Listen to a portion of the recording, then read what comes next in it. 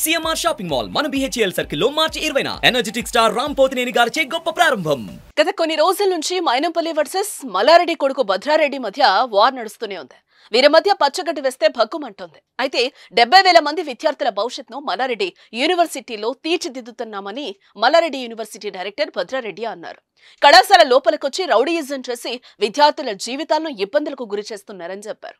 Agriculture కోర్సులు చేసే విద్యార్థుల తరపున ఉదయం మైనంపల్లి హనుమంతరావు యూనివర్సిటీ లోపలికి రావటంపై మాజీ మంత్రి మల్లారెడ్డి, యూనివర్సిటీ డైరెక్టర్స్ మల్లారెడ్డి కొడుకు భద్రారెడ్డి మరియు కోడలు ప్రీతిరెడ్డి ఆగ్రహం వ్యక్తం చేశారు. రాజకీయం అనేది బయట చేయాలని, పిల్లలు చదువుకునే కాలేజీలో కాదని చెప్పారు.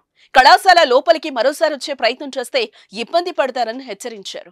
గత 10 ఏళ్లుగా రాని ఇబ్బందులు 2 నెలలుగా ఎందుకు వస్తున్నాయని ప్రశ్నించారు. తమను రాజకీయంగా ఎదుర్కోలేక ఇలాంటి దాడులకు పాల్పడుతున్నారని, విద్యార్థులు భవిష్యత్తుతో రాజకీయం చేయొద్దని అన్నారు. తమ దగ్గర తప్పు ఉంటే చట్టపరంగా చర్యలకు సిద్ధమని చెప్పారు. అంతేగాని మైనంపల్లి ఇలాంటి రాజకీయాలు మానుకోవాలని భద్రారెడ్డి హెచ్చరించారు.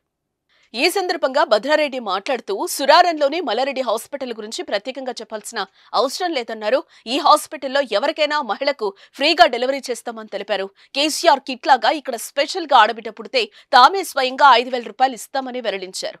మైనంపల్లి హనుమంతరెడ్డి 100 మందిని తమ కాలేజీకి పంపించి ఫర్నిచర్ మొత్తం ధ్వంసం చేయించారని ఆరోపించారు. తన తండ్రి మల్లారెడ్డి ఫోటోను కూడా దహనం చేశారని అన్నారు. 50,000 మంది విద్యార్థులు చదువుకునే కాలేజీకి వచ్చి దౌర్జన్యం చేయడం ఏంటని ప్రశ్నించారు. వారు కాలేజీపై పొలిటికల్ గా మాట్లాడటం కరెక్ట్ కాదని వెల్లడించారు. మీరు గత నెల రోజుల నుంచి చూస్తూ ఉన్నారు issues.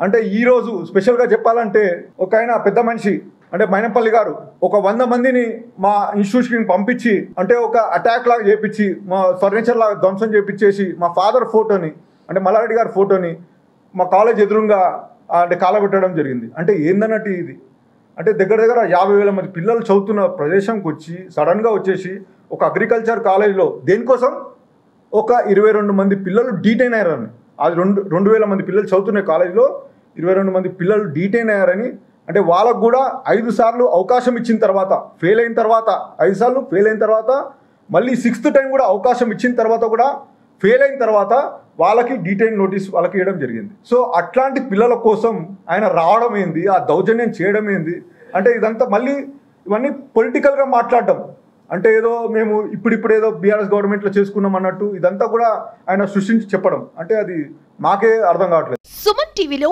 Me personal and business promotions కోసం కింది నెంబర్కి కాంటాక్ట్ చేయండి.